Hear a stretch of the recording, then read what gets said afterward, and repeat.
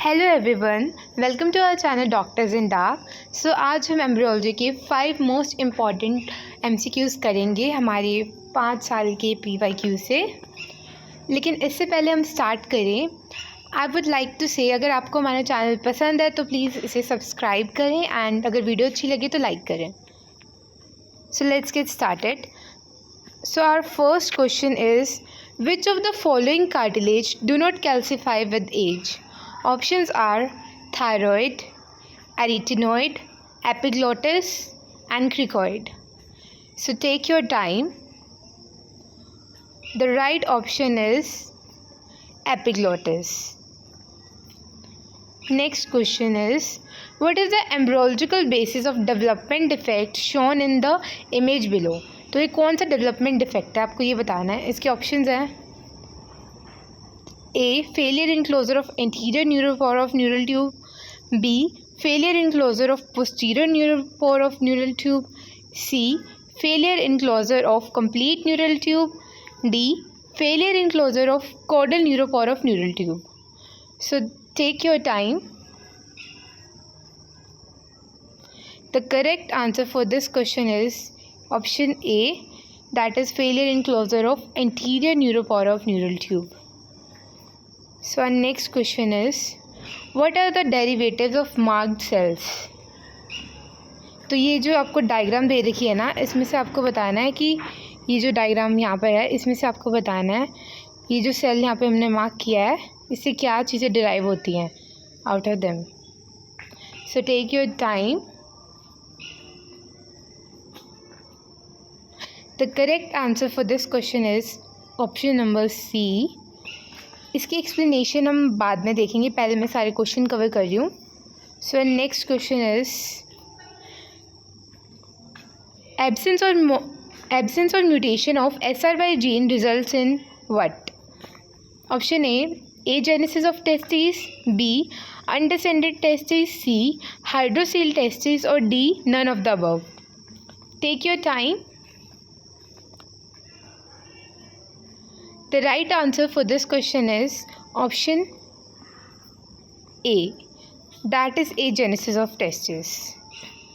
So the last question of the series is, which of the following structures develops from structure marked?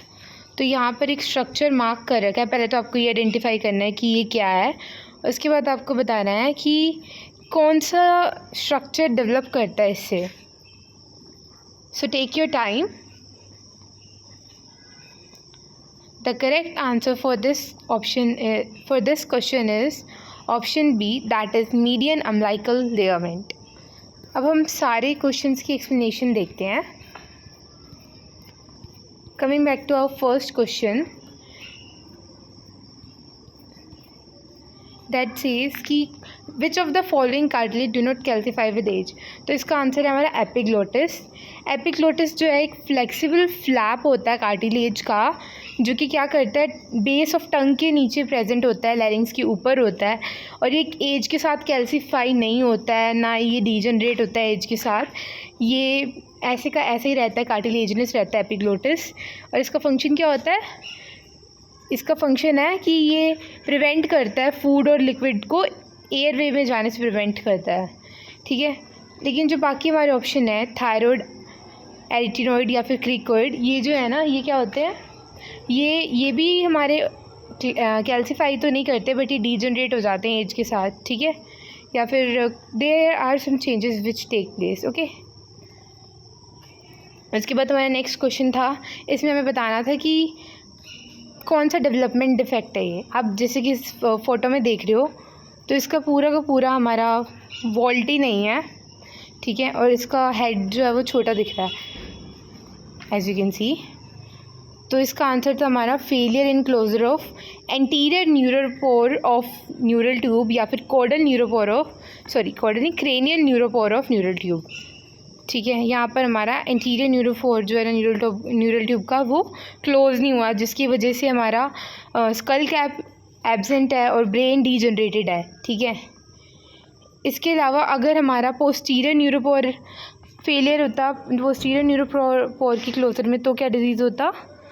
तो हमारा lumbosacral reason में defect आता, ठीक है। और अगर ये जो ऑप्शन सी था, failure in closure of complete neural tube होता तो क्रेनियोरेक्सिस हमें देखने को मिलता, ठीक है।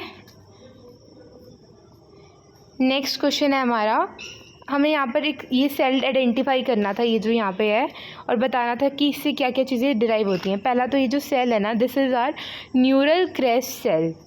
तो अब न्यूरल क्रेस्ट सेल से क्या क्या डिराइव होता है हमें वो देखना है, और फिर हम उसके अकॉर्डिंग ऑप्शन टिक करेंगे।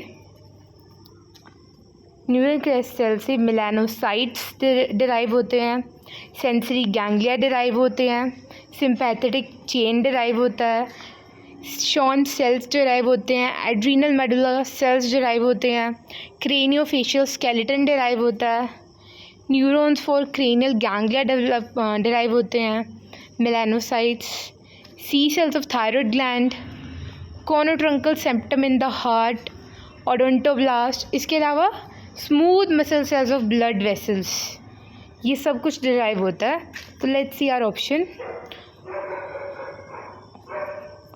ओडोंटोब्लास्ट होते हैं डिराइव, इसके अलावा सिंपैथेटिक चेन होता है ऑप्शन 2।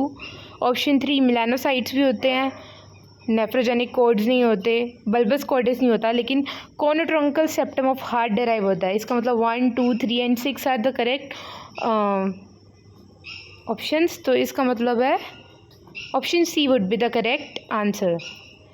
नेक्स्ट क्वेश्चन है हमारा, एब्सेंस और mutation of SRY gene results in. SRY gene जो है ना, ये वाई क्रोमोसोम पे प्रेजेंट होता है। तो जब ये एब्सेंट होता है ना, तो हमारा एजेनेसिस ऑफ टेस्टिस हो जाता है।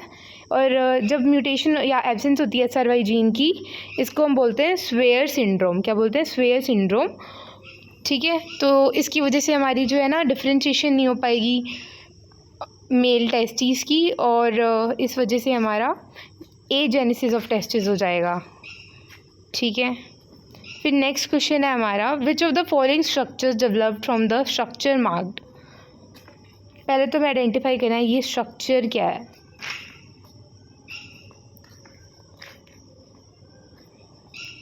देखो, this is our foregut, midgut and hind gut. आपको ये दिख रहे हैं, foregut, midgut and hind gut, ठीक है। Foregut, midgut and hind gut. उसके बाद हाइंड गट से एक ना स्ट्रक्चर, हाइंड गट की एक्सटेंशन से एक स्ट्रक्चर बना है, जिसे बोलते हैं हम एलेंटोइस।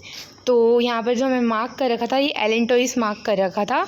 अब हमसे पूछा था कि एलेंटोइस से क्या बनता है। तो बेसिकली एलेंटोइस से हमारा मीडियन अम्बिलिकल लिगामेंट बनता है।